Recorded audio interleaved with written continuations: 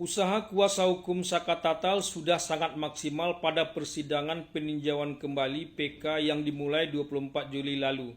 Menghadirkan novum baru, saksi fakta dan saksi ahli. Semuanya hampir tak ada yang tercecer.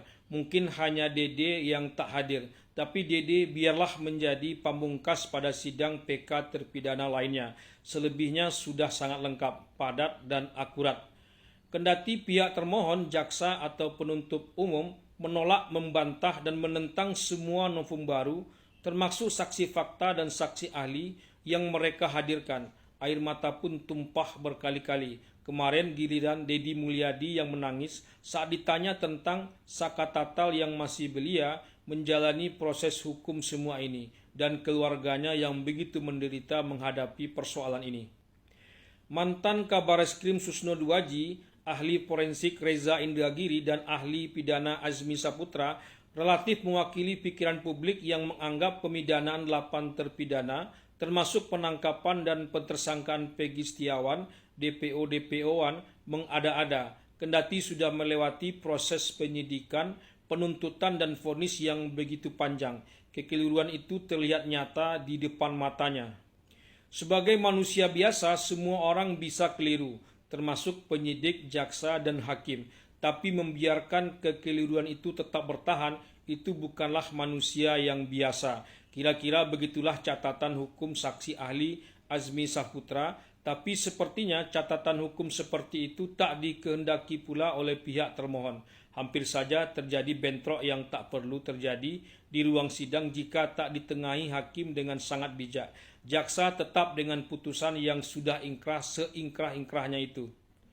Yang jelas semuanya sudah menjadi fakta persidangan, tidak lagi berseliweran di luar sebagai sebuah opini, pendapat, asumsi, argumentasi, dan sejenisnya.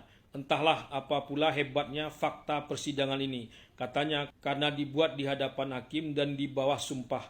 Entahlah dulu juga begitu, tapi tak satu pun bantahan yang dibuat terdakwa dan saksi-saksi yang digubris oleh hakim. Lihatlah hakim-hakim yang baru saja membebaskan Ronald Tanur di Surabaya. Istilah Deddy Kobuzer, bahkan orang yang sudah mati pun sulit mendapatkan keadilan, apalagi orang yang masih hidup.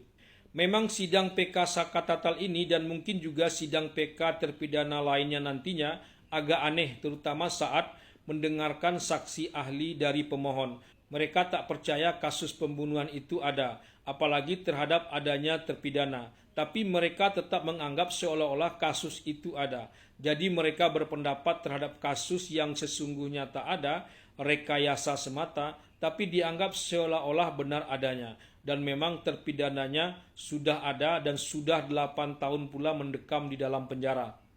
Apalagi pihak jaksa atau termohon selalu menarik atau memaksa saksi ahli ini percaya atau memberikan pendapat keahliannya bahwa kasus ini memang benar-benar ada dan terpidananya sudah dihukum lama. Pihak termohon seperti tak peduli atau menutup mata terhadap kegelisahan publik yang diwakili oleh para saksi ahli itu. Bahkan mereka berani menentang keras apapun pendapat yang dilontarkan saksi ahli sekiranya pendapat itu merugikan putusan yang lama itu. Makanya kita yang menonton sidang itu kadang hanya bisa dongkol di dalam hati saja.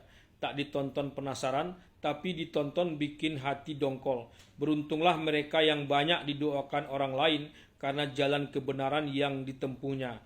Kalah pun nantinya hakikatnya mereka sudah menang. Dan merugilah mereka yang setiap saat mendapat hujatan banyak orang karena jalan yang salah yang ditempuhnya. Menang pun nantinya itu bukanlah kemenangan yang hakiki di dunia apalagi di akhirat nanti.